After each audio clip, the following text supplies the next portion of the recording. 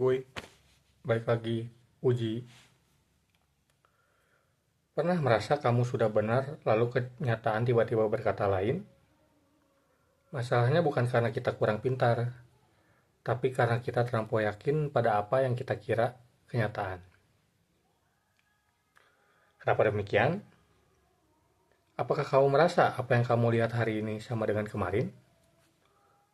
Padahal walaupun objeknya sama, tempatnya sama, belum tentu benar-benar sama. Ada 3 pemikir dari 3 dunia yang berbeda pernah membahas hal ini. Heraklitus dari Yunani, Zhuangzi dari Tiongkok, dan Xenophanes dari Yunani, tapi generasi sebelumnya.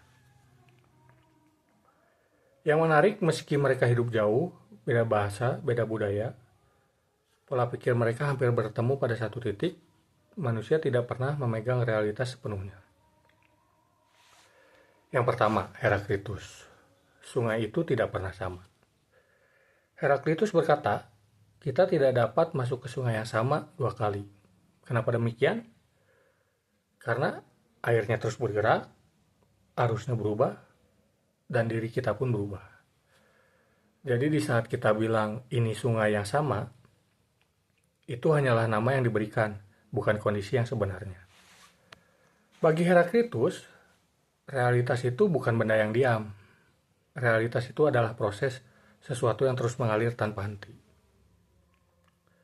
Lalu yang kedua, ada Xenophanes. Matahari hari ini bukan matahari kemarin. Xenophanes datang sebelum Heraklitus, dan ia mengkritik cara manusia melihat realitas. Ia mengatakan bahwa matahari yang terbit hari ini bukanlah matahari yang sama seperti kemarin. Bukan dewa, bukan entitas kekal, tapi fenomena alam yang terbentuk kembali setiap hari. Dan ia menambahkan sesuatu yang jauh lebih tajam. Jika kuda bisa menggambarkan dewa, dewa itu akan mirip kuda. Bagi Xenophanes, manusia tidak hanya melihat dunia, tapi juga memproyeksikan dirinya ke dunia.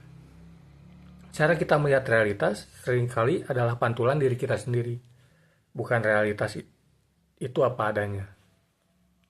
Kita melihat apa yang ingin kita lihat, atau apa yang sanggup kita lihat. Dan yang terakhir, Zhuangzi, manusia atau kupu-kupu. Zhuangzi menyampaikan hal yang serupa, tapi dengan cara yang lebih puitis dan lembut.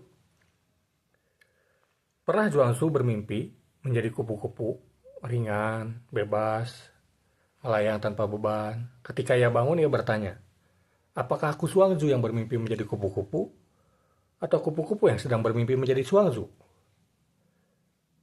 Zhuangzi bukan bingung identitas, ia sedang menunjukkan bahwa kesadaran manusia tidak pernah berdiri di titik yang tetap. Bahkan ketika dia melihat ikan berenang, ia berkata, betapa bahagianya ikan itu. Temannya membantah, bagaimana kamu tahu? Kamu bukan ikan. Lalu Zhuangzi menjawab, kamu bukan aku. Bagaimana kamu tahu aku tidak tahu? Bagi Zhuangzi, setiap makhluk memiliki dunianya sendiri. Begitulah realitas di mata mereka. Nah, sekarang contoh. Ketika satu kejadian dilihat 10 orang, bayangkan kasus pembunuhan. Satu kejadian, tempatnya sama, pelaku korbannya sama. Ada 10 saksi, semuanya memberikan kesaksian yang berbeda. Nah, apakah berarti ada 10 kebohongan di situ? Atau ada 10 kejadian? Atau hanya satu yang berkata jujur? Atau justru kejadian itu tidak pernah terjadi? Bagi Heraklitus, Xenophanes, dan Zhuangzi, yang kita lihat bukanlah realitas final, tapi potongan realitas yang berhasil ditangkap kesadaran kita pada saat itu. Kesadaran yang punya sudut berbeda, jarak berbeda, emosi berbeda, ingatan berbeda. Mungkin kesaksian mereka benar adanya, yang berbeda hanyalah perspektifnya. Realitas itu relatif, bukan berarti semuanya salah. Apakah berarti realitas itu tidak ada? Tidak juga. Xenophanes, Heraklitus, Zhuangzi tidak pernah berkata demikian. Yang mereka tekankan adalah dunia selalu bergerak. Yang berhenti adalah cara kita menganggapnya.